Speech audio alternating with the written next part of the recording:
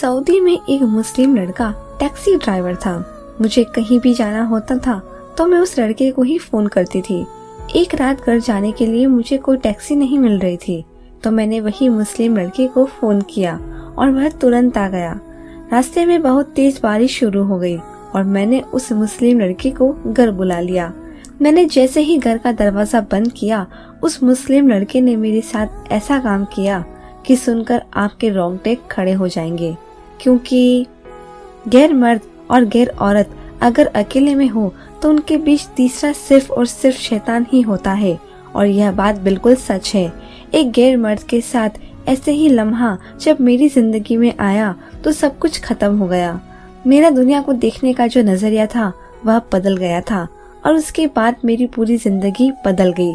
बारिश ऐसे हो रही थी कि सामने का रोड भी नजर नहीं आ रहा था। मैंने टैक्सी ड्राइवर से कहा कि किसी भी तरह मुझे घर पहुंचा दो। हम जहां मौजूद थे वहां से मेरा घर काफी दूर था और खराब मौसम को देखते हुए मैं बहुत ज्यादा परेशान हो गई थी। टैक्सी ड्राइवर शायद बहुत ही भला इंसान था। उसने कहा, मैडम आप फिक्र ना करें, आपको आपके घर पहुंचाना मेरी जिम्मेदारी है। उसने आगे की मिरर से एक नजर मुझ पर डाली और हम दोनों की नजरें मिलते ही उसने अपनी नजर बदल दी थी। मैं दिल ही दिल में प्रार्थना कर रही थी कि रात के समय आराम से अपने घर पहुंच जाऊं। मैं पिछले 2 घंटे से अपने ऑफिस के बाहर खड़ी हुई थी, लेकिन कोई भी टैक्सी ड्राइवर मुझे मेरे घर वाले रास्ते पर ले जाने के लिए तैयार नहीं था, क्योंकि बारिश बहुत तेज हो रही थी और मौसम का कोई भरोसा नहीं था। रात भी काफी हो चुकी थी और इसी बात ने मुझे पूरी तरह परेशान कर दिया था। मजबूरन मैंने अपने मोबाइल से एक टैक्सी ड्राइवर का नंबर मिलाया जो एक मुस्लिम लड़का था। जब भी मुझे कहीं जाना होता तो मैं उसे फोन करके अपने घर बुला लिया करती थी और मुझे जहाँ जाना होता था वहाँ सस्ते दामों में पहुँचा दिया करता था। अब मेरे पास घर जाने के लिए कोई रास्ता नहीं बचा था तो मैंने परेशान होकर उसे फोन लगाया था। मुझे उम्मीद नहीं थी कि वो इस मौसम में भी मेरे एक फोन पर चला आएगा। उसने कहा, आप 15 मिनट इंतजार करें, मैं अपने घर पर हूँ और बस आपके पास आने के लिए निकल रहा हूँ। मैं वाकई बहुत ज्यादा हैरान थी। एक शख्स जो इतनी खराब मौसम में सुकून से अपने घर पे है, वो मेरे लिए अपना सुकून छोड़कर क्यों आ रहा है। इतनी ठंडी बारिश में खड़ा रहना भी मेरे लिए दूभर होता जा रहा था, लेकिन मजबूरी थी। मुझे 15 मिनट इंतजार करना था। लगभग 20 मिनट के बाद वह पहुंच गया था। उसे देखकर मेरी जान में जान आई थी। टैक्सी में बैठते ही मैंने सबसे पहले उसका शुक्रिया अदा किया कि वह मेरी एक कॉल पे चला आया। वो कहने लगा कि उसे मेरी मदद करके खुशी होगी। मैं थोड़ी देर आंखें बंद करके टैक्सी में बैठी रही। फिर जब मेरी आंखें खुली तो मैं उसे देखते ही रह गई। वो बड़ी मुश्किल से इतनी तेज बारिश में टैक्सी चला रहा था। न जाने क्यों वह मेरी एक कॉल पे चला आया, जबकि हमारे बीच किराए की भी कोई बात नहीं हुई थी। यह सवाल मेरे दिमाग में अटक गया था और मैं इसी सवाल के जवाब की खोज में उसका चेहरा देख रही थी। आज से पहले भी कई बार मैंने इसी टैक्सी ड्राइवर को अपने घर बुलाया था। मुझे घूमने फिरने का बहुत शौक था। जब भी कहीं जाना होता तो मैं इसी टैक्सी ड्राइवर को फोन कर देती थी। वह अच्छा इंसान था जो आराम से मेरे बताए पते पर मुझे ले जाया करता था। उसकी यही आदत मुझे पसंद थी, इसलिए मैं उसे ही बुलाना सही समझती थी। लेकिन आज वो जिस हालत में मेरे पास आया था, मेरे लिए वह आश्चर्य की बात थी। 15 मिनट का सफर 35 मिनट में तय करके आखिर उसने मुझे मेरे अपार्टमेंट तक पहुंचा ही दिया था। बारिश बहुत तेज हो रही थी और अब तो कुछ भी दिखाई नहीं दे रहा था, बल्कि तूफानी हवाओं की वजह से पेड़ पौधे पूरी तरह लहरा रहे थे। वो मुझे छोड़कर वापस जाने के लिए पलटा तो मैंने उसे रोक लिया। वो गाड़ी स्टार्ट करने की कोशिश कर रहा था। चौंक कर मेरी तरफ देखा, क्योंकि मैं उसे किराया भी दे चुकी थी। मैंने मुस्कुराकर कहा कि इतनी तेज बारिश है और शायद तुम्हारी गाड़ी भी स्टार्ट नहीं हो रही, इसलिए आज रात तुम मेरे घर पे रुक जाओ। उसने बहुत ही अजीब नजरों से सर से पैर तक मुझे देखा और अचानक ही ऐसा सवाल किया जिसकी उम्मीद मुझे बिल्कुल भी नहीं थी। वह पूछ रहा था कि तुम्हारे घर में और कौन रहता है। उसके सवाल पर मैंने उसे गौर से देखा। मेरे घर में तो मैं अकेले ही रहती हूँ। यह छोटा सा किराए का घर था जिसमें एक ही कमरा था।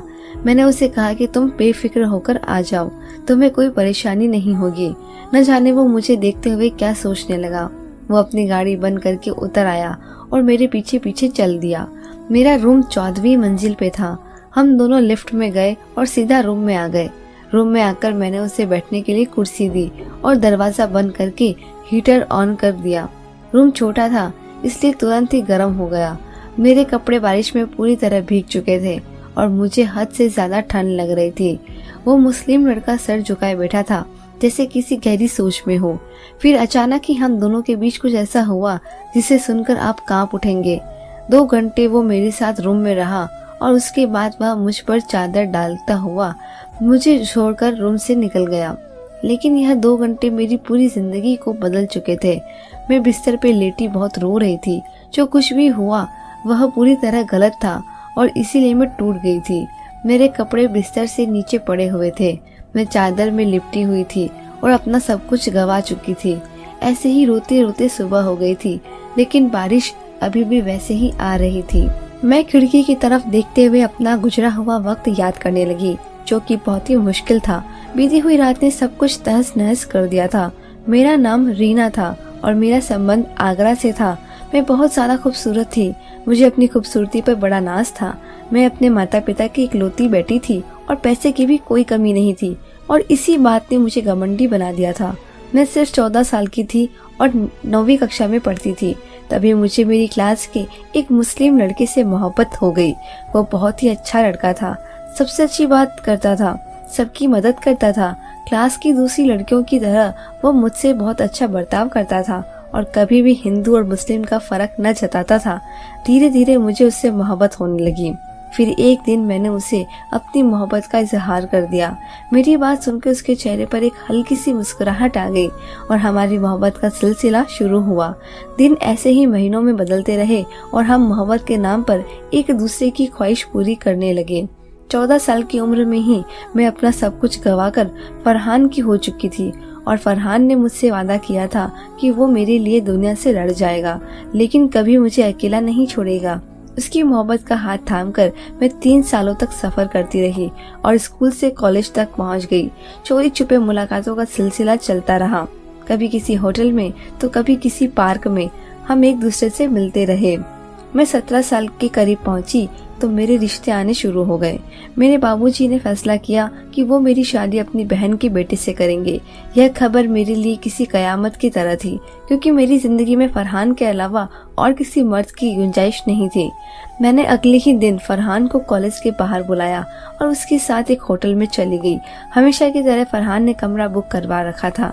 उसके पास भी पैसे की कोई कमी नहीं थी। वह भी एक अमीर बाप का बेटा था।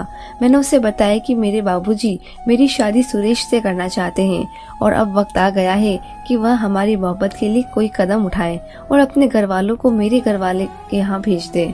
हमेशा की तरह फरहान ने मुझे अपनी बाहों में भर लिया और मेरी बात को नजरअंदाज करते हुए अपनी प्यास बुझाने लगा। फरहान के इस रवैये ने मुझे हैरान कर दिया। मैं सुरेश के रिश्ते को लेकर परेशान थी और इस बात से फरहान को कोई फर्क ही नहीं पड़ रहा था। मैंने गुस्से में फरहान को खुद से दूर किया और उसे कहा कि वह मेरे घर रिश्ता भेजे।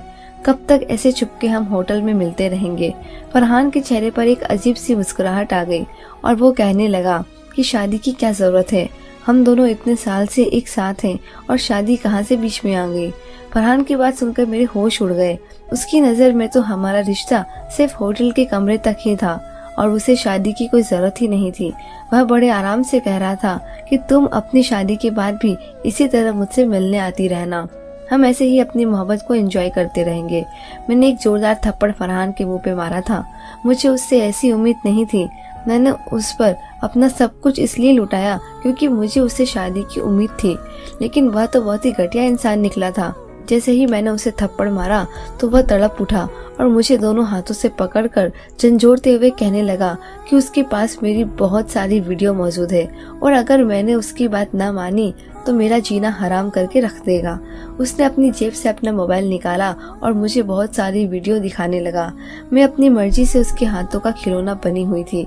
मैं सोच भी नहीं सकती थी कि हर मुलाकात में उसने मेरी ऐसी बहुत सी वीडियो बना रखी है जिसके जरिए वो सारी जिंदगी मुझे यूं ही रंग रलियां मनाता चाहता है। मुझे कुछ समझ नहीं आ रहा था और मैं दौड़ती हुई होटल से बाहर निकल आई थी। मैं रोते रोते कैसे भी अपने घर पहुंची। मुझे कुछ होश नहीं था। मेरे घर वाले मेरी हालत देखकर घबरा गए थे, लेकिन मेरे पास तो उन्हें बताने के लिए कुछ नहीं था। 2 दिन तक मैं अपने कमरे में बंद रही, लेकिन उन 2 दिनों में फरहान ने फोन करके मेरा जीना हराम कर दिया था। वह बार बार मुझसे मिलने के लिए कह रहा था। मैं अच्छी तरह जानती थी कि वो मुझे मिलने के लिए क्यों बुला रहा है। अब न उसके लिए सिर्फ एक ऐसी शराब थी जिसके जरिए वह अपनी प्यास बुझाना चाहता था। मैं अपने बाबूजी के कदम में बैठ गई और उनसे कहा कि अब मैं भारत में नहीं रहना चाहती, वह मुझे कहीं और भेज दे। बाबूजी जानते थे कि ऐसा क्या हो गया है कि अचानक से मेरा ऐसा हाल हो गया है, लेकिन मैंने एक भी शब्द न बताया। उनकी बहुत ज्यादा जोर डालने पे मैंने उन्हें एक झूठी कहानी सुना दी कि मैंने रास्ते में किसी का कत्ल होते देखा है और अगर कातिल मुझ तक पहुंच गए तो वो मुझे मार देंगे। ये बात इधर बहुत आम थी, इसलिए मेरे बाबूजी बहुत ज्यादा डर गए कि कहीं वो मुझे नुकसान न पहुंचाए और रातों रात उन्होंने मेरे लिए सऊदी जाने का इंतजाम कर दिया। बाबूजी ने एक दोस्त सऊदी में रहते थे और बाबूजी मुझे उनके पास सऊदी भेजने जा रहे थे और मैं फरहान के चुंगल से हमेशा के लिए निकलना चाहती थी। लेकिन फरहान के दिए हुए घाव आज भी मेरे दिल में वैसे ही थे, क्योंकि मैंने उससे सच्ची मोहब्बत की थी और उसने पूरी तरह मुझे इस्तेमाल किया था। मैंने सऊदी आकर नौकरी की खोज की तो जल्द ही मुझे एक नौकरी मिल गई। मैंने एक रूम किराए पे ले लिया और अपनी नई जिंदगी शुरू कर दी। लेकिन मेरे दिल में मुसलमानों के खिलाफ नफरत बैठ गई थी। फरहान के रवैये ने मुझे सारी दुनिया से अलग कर दिया था। सऊदी में मेरी नौकरी बहुत ही अच्छी थी और मेरा गुजारा अच्छे से हो रहा था। मेरे पास सऊदी में करने के लिए कुछ नहीं था, इसलिए मैं हमेशा टैक्सी में बैठकर सऊदी घूमती फिरती रहती थी। एक दिन ऐसे ही मेरी मुलाकात एक टैक्सी ड्राइवर से हुई जो एक मुसलमान लड़का था। मैं जब पहली बार उसकी टैक्सी में बैठी, उसने एक बार भी नजर उठाकर मेरी तरफ नहीं देखा। मैं बहुत खूबसूरत थी और सऊदी आने के बाद बहुत मॉडर्न भी हो चुकी थी। जिसकी भी मुझ पे नजर पड़ती वह एक बार मुझे पलटकर जरूर देखता था।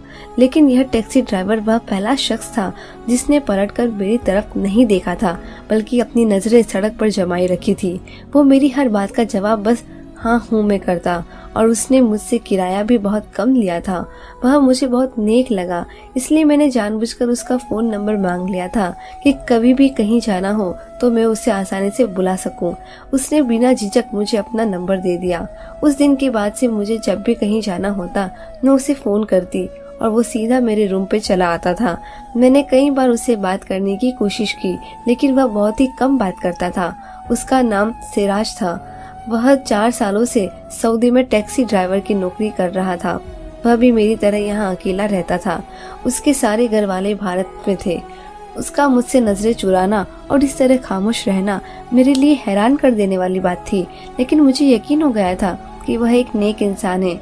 इसलिए जब मैं बारिश के वक्त ऑफिस के बाहर फंसी थी तो मैंने बिना झिझक उसे ही फोन किया। मुझे खुद भी मालूम नहीं था कि उससे आगे क्या होने वाला है। बारिश की वजह से मैंने अपने रूम में ले आई थी और जब मैं बारिश में भीगा हुआ कपड़ा बदलने के लिए जाने का सोच रही थी तभी मेरी नजर उस टैक्सी ड्राइवर पर पड़ी तो वह पूरी तरह अपनी सोच में डूबा हुआ था। उसे देखते हुए अचानक मेरे दिमाग में फरहान का अस्तित्व चला आया था। उसकी बेवफाई और मेरे साथ की गई गलत हरकतें मेरे दिमाग में घूमने लगी। फरहान ने मेरे दिल में मुसलमानों के लिए नफरत का जो बीज बोया था वह आज एक मजबूत पेड़ बन चुका था। मैंने सोच लिया था कि मैं फरहान का बदला इस मुस्लिम लड़के से लूंगी। मैं खुद भी नहीं जानती थी कि मैं क्या कर रही हूँ, लेकिन मुझे बस अपने अंदर की नफरत की आग को बुझाना था। सिराज वैसे भी एक खूबसूरत लड़का था। उसे देखकर किसी भी लड़की का दिल बेईमान हो सकता था, लेकिन मैं एक मुस्लिम लड़के से दोबारा धोखा नहीं खाना चाहती थी। इसलिए मैंने उसे ही अपना निशाना बनाने का सोच लिया। मैंने अपने कपड़े को खुद ही अपने बदन से अलग कर दिया और सिराज को अपनी तरफ ध्यान दिलाने की कोशिश की। मैं चाहती थी कि एक बार इसका ध्यान मेरी तरफ हो जाए तो मैं शोर मचाकर अगल बगल के लोगों को जमा कर लूंगी। वो बेकसूर था। सिराज की नजर मुझे ही पड़ी तो उसके होश उड़ गए। सिराज ने सोचा भी नहीं था कि मैं ऐसा होकर खुद को उसके आगे कर दूंगी। वह घबराकर नजर झुका लिया और गुस्से में कहने लगा, मैडम ये गलत है और आप ऐसी कोई हरकत ना करें जिसकी वजह से मेरा ईमान खतरे में पड़ जाए। अच्छा यही है कि आप मुझे यहाँ से जाने दें। सिराज की बातों ने मेरा होश उड़ा दिया। कैसा इंसान था जिसके आगे खूबसूरत और जवान लड़की पूरी तरह ऐसे खड़ी थी और वह अपने ईमान की बात कर रहा था। मैंने सिराज को कहा कि एक बार वो मेरी तरफ नजर उठाकर तो देखे। मुझे यकीन था कि वह पलक झपकाना भूल जाएगा।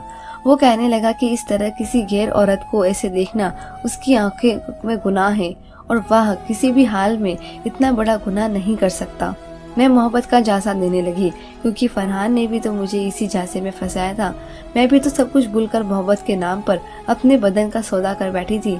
अब मैं सिराज के साथ भी यही खेल खेलना चाह रही थी, लेकिन उस वक्त मेरे होश उड़ गए जब सिराज ने कहा अगर मैं उसका साथ चाहती हूँ तो वह मुझसे शादी करने के लिए तैयार है, लेकिन बिना शादी के वो मेरे साथ किसी तरह का गुनाह नहीं कर सकता। सिराज के मुंह से शादी का लफ्ज सुनकर मैं चौंक गई थी।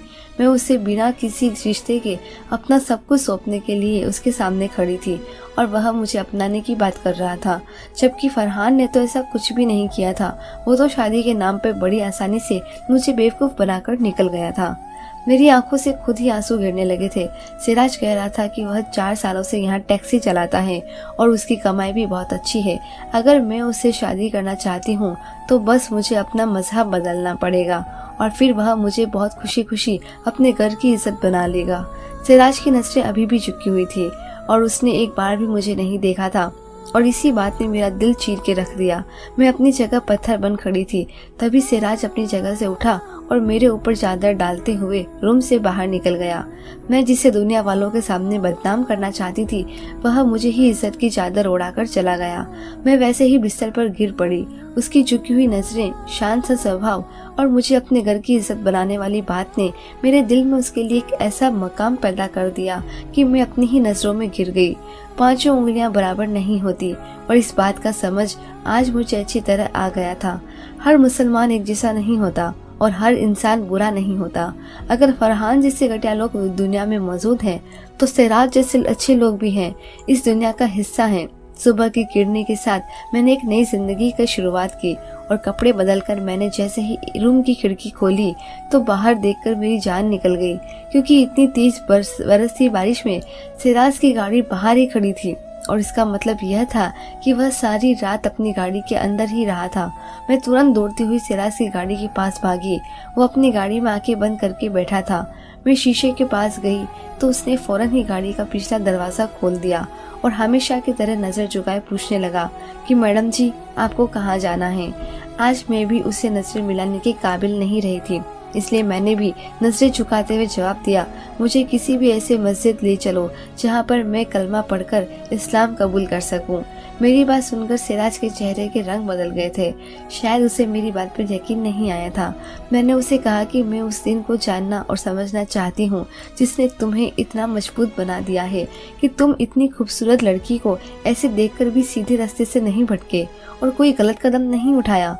मैं जान गई हूँ जो लोग दिन के रास्ते पर चलते हैं वो कभी गुनाह के रास्ते पर नहीं चलते और जो मुसलमान गुनाह के रास्ते पर चलते हैं यकीनन उनका ईमान कमजोर होता है। सिराज के चेहरे पर एक हल्की सी मुस्कुराहट आ गई थी। बारिश खत्म हो चुकी थी। थोड़ी सी कोशिश के बाद सिराज की गाड़ी स्टार्ट हो गई थी और उसने अपनी गाड़ी मस्जिद की तरफ मोड़ दी थी। मैं दिन इस्लाम को अच्छी तरह जानकर भी कलमा पढ़ना चाहती थी और सिराज जैसे अच्छे इंसान को अपनी जिंदगी में शामिल करना चाहती थी, लेकिन उससे पहले मुझे सिराज को अपने गुजरे हुए वक्त के बारे में एक एक बात बतानी थी, क्योंकि अब झूठ और फरेब की कोई गुंजाइश नहीं थी। कभी कभी हम एक ही तराजू में सब लोगों को तोल देते हैं और लोगों की सही परख नहीं कर पाते। हर इंसान के किरदार का मयार अलग होता है और हमें उसी मयार में उसे देखना चाहिए। मैंने सिराज को अपने बारे में सब कुछ बता दिया था और सिराज को कोई एतराज नहीं था, क्योंकि उसकी नजर मैंने कलमा पढ़ने के बाद नया जन्म लिया था। सिराज और मैं शादी करके पाक बंधन में बंध चुके थे और हम दोनों ने एक अच्छी जिंदगी की शुरुआत कर दी थी। फरहान की बेवफाई से शुरू होने वाला यह सफर सिराज के ईमान पे खत्म हो गया था। धन्यवाद दोस्तों।